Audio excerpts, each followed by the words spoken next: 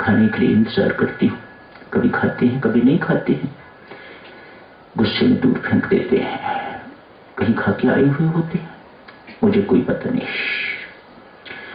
उनको ऐसी हालत में देख के तो मैं भी बावरी हो जाती हूँ, मैं भी बोलती हूँ, मुझे भी बहुत गुस्सा आता है। मुझे क्रोधित देख के और क्रोधित होता है तो मेरी पिटाई शुरू कर देता है। ऐसी ही मेरी जिंदगी व्यतीत हो रही है। मेरे लाख समझाने पर भी मैं समझता नहीं।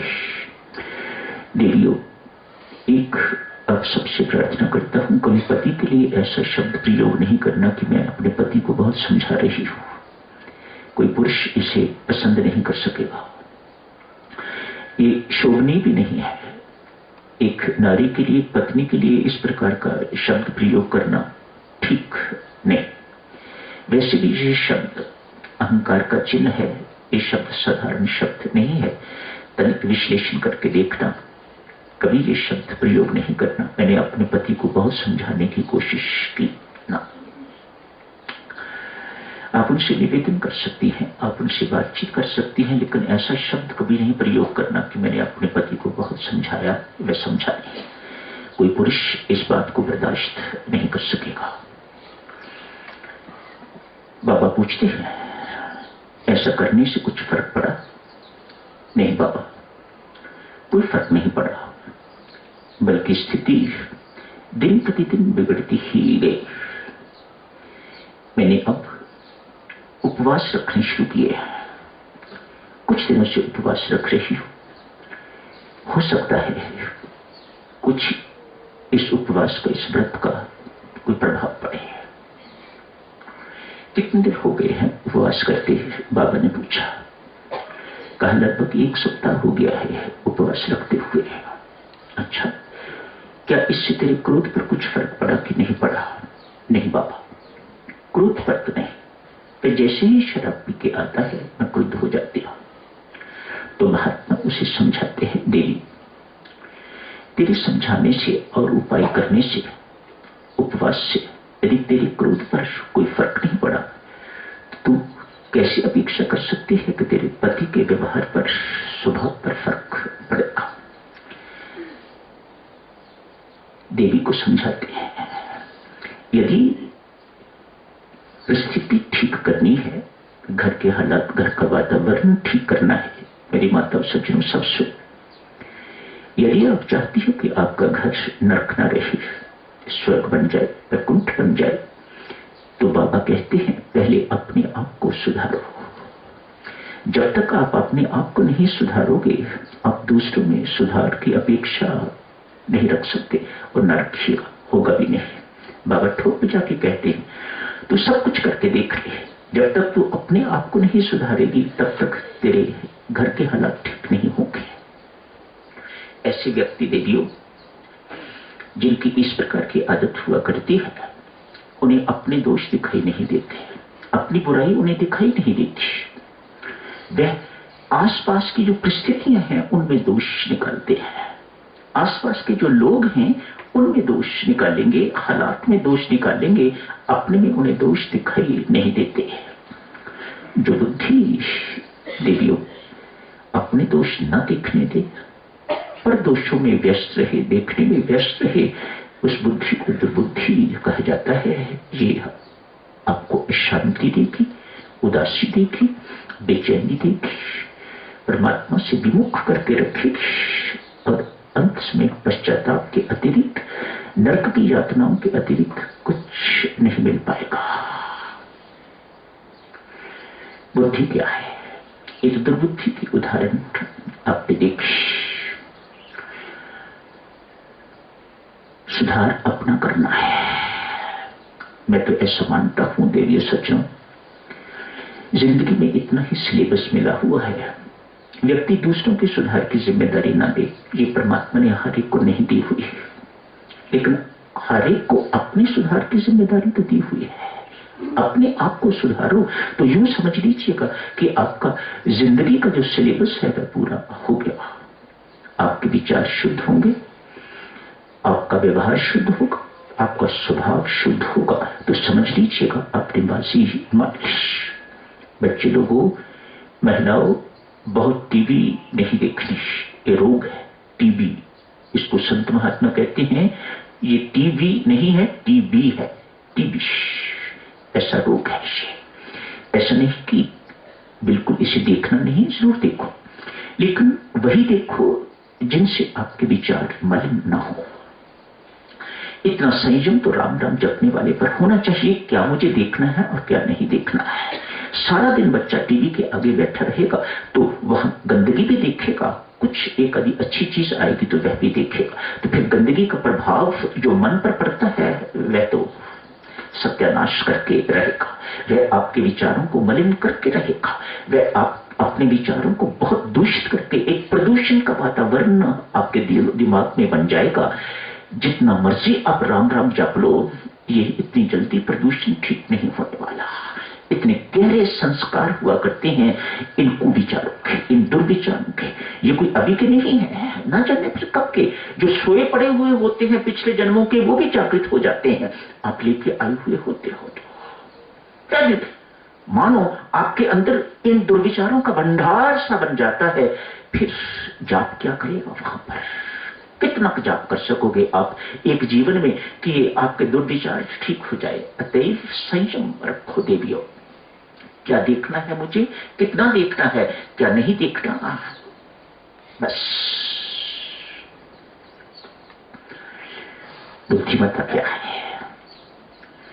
ऐसा क्षण, एक राजा के 3 पुत्र हैं, एक को उत्तराधिकारी वह चुनना चाहता है।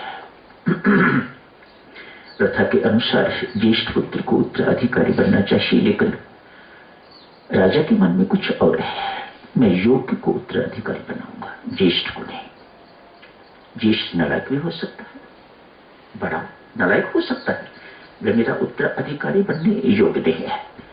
खोज शुरू कर दी, किसी संत महात्मा से संपर्क किया, उनसे पूछा, बाबा मेरी समस्या है ये, मेरे 3 पुत्र हैं, मैं एक को उत्तराधिकारी बनाना चाहता हूं, कैसे चुनाव करूं? युक्ति बताते हैं।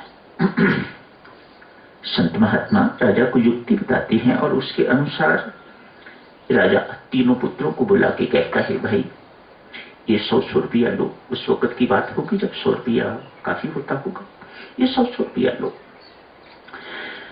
आप तीनों के अपने अपने महल हैं। 100 रुपये की ऐसी सामग्री खरीदो कि आपका सारा का सारा महल भर जाए। कुछ दिनों के बाद मैं आऊंगा आपके महल को देखने के लिए। पहले व्यक्ति ने सोचा, ज्येष्ठ पुत्र 100 रुपये की क्या ऐसी चीज आएगी कि इतना बड़ा महल भर जाएगा? स्पष्ट है मेरे पिता संकेत दे रहे हैं, जुआ खेलो, इस पैसे को मैं बढ़ाऊं, इस पैसे को बढ़ाने से फिर अनेक सारी वस्तुएं खरीद के तो अपने महल में भरूंगा तो ही भर सकेगा। फिर 100 रुपया भी हार गया, जुआ खेला, महल खाली का घर। मजले ने सोचा, इस 100 रुपये की क्या चीज आएगी? गंदगी के सिवा और तो कुछ नहीं, कूड़ा करकट। शायद 100 रुपये का इतना आ जाए कि उससे महल भर जाए। खरीद लिया और महल भर भी गया, कूड़ा करकट से उसका महल भर गया। 100 रुपये का इतना कूड़ा करकट खरीद लिया। तीसरे ने भी कुछ किया। समय आ गया है, राजा साहब तीनों के महल देखने के लिए गए। पहले का महल खाली था, डिस्कार्ड किया उसको, तो कुछ किया ही नहीं है। दूसरे ने गंदगी भरी हुई थी बालों, वह भी गंदा है, मलिन विचारों का है। इसके अंदर कोई सात्विक विचार उत्पन्न नहीं हुए, अच्छे विचार उत्पन्न नहीं हुए, अतएव ये भी मेरे राज्य का उत्तराधिकारी बनने योग्य नहीं है। तीसरे के महल में गए, सबसे छोटा था। क्या देखते हैं, 100 रुपये में क्या खरीदा है उसने? मोमबत्तियां खरीदी हैं, दीप खरीदे हैं, सारे का सारा महल प्रकाश में हो गया हुआ है। धूप अगरबत्ती खरीदी है, जगह जगह पर धूप अगरबत्ती, सारा का सारा महल प्रकाश से भरा पड़ा है एवं सुगंध से भरा पड़ा है। तू ही है बेटा मेरे राज्य का उत्तराधिकारी। ये बुद्धिमता है, ये बुद्धि योग नहीं है, ये बुद्धिमता है, वर्ल्डली वॉइस। बुद्धिमता अर्थात वर्ल्डली वॉइस। एक राज्य पाने के लिए उसकी बुद्धि ने इस प्रकार से काम किया। कल आपसे अर्ज की जा रही थी, गीता जी के 30वें अध्याय में भगवान ने शब्द प्रयोग किया है यज्ञार्थ कर्म करने के लिए, यज्ञ कर्म करने के लिए, अर्थात निष्काम कर्म करने के लिए, सकाम नहीं। यज्ञ भी हो लेकिन सकाम भी ना हो, उत्कृष्ट यज्ञ ना हो, धन द्रव्य पाने के लिए यज्ञ ना हो, अपनी मनोकामनाएं, सांसारिक मनोकामनाएं पूर्ण करने के लिए अपनी यज्ञ ना हो। इसलिए गीता जी का यज्ञ बड़ा अलग यज्ञ है। सामान्य हवन इत्यादि करना गीता जी का यज्ञ नहीं है, निष्काम कर्म गीता जी का यज्ञ। आज एक राजा के 100 पुत्र हैं, उसकी भी यही समस्या है, किसी एक को उत्तराधिकारी बनाना है। राजा बहुत समझदार है, अतएव क्या किया है, कहा बेटा कल सारे के सारे प्रीति भोज करेंगे, इकट्ठे बैठ के आप खाना खाओगे। यज्ञशाला कहिए, पाकशाला कहिए, किसी में भी यही कहीं बैठ के इकट्ठे भोजन, बढ़िया भोजन बनाया राजा ने, हुक्म दिया मेरे पुत्र ने भोजन करना है, बढ़िया से बढ़िया भोजन, स्वादु से स्वादु भोजन 100 के लिए तैयार कर दिया। थालियां आगे परोस दी गई हैं। जैसी थालियां आगे परोसी हैं, साथ ही साथ शिकारी कुत्ते भी छोड़ दिए। शिकारी कुत्तों को देख के, शिकारी कुत्तों का तो एक ही काम है, भौंकना और काटना, भौंकना और काटना, भौंकना और काटना। अतएव सभी के सभी राजकुमार अपना खाना छोड़ के तो भाग गए। सबकी भूख प्यास खत्म हो गई, उड़ गई। कौन अपने आप को कटवाने के लिए बैठा है? रोटी बाद में खा लेंगे, कहीं और जाके खा लेंगे, ना सही। सबके सब भाग गए एक को छोड़ के, वे भी सबसे छोटा है। राजा साहब ने सबको बुलाया, क्यों बेटा भोजन कैसा था? कहा हमने तो खाई नहीं, भूखे बैठे हैं। क्या बात? राजा साहब थालियां आगे रखते ही शिकारी कुत्ते आ गए। वे हमारी तरफ भागते भागते आ रहे थे, इतने कुत्ते थे उन्हें संभालना मुश्किल। मानो वे काटेंगे हमें, खाएंगे हमें। तो हमने खाना छोड़ के भागने का ही सोचा और हम सब भाग गए। पिताश्री मैंने खाना खाया है, सबसे छोटा बेटा, मूर्ख कहीं का, पागल है क्या? क्या तुम्हें डर नहीं था कि कुत्ते काटते? नहीं। फिर क्या किया तूने?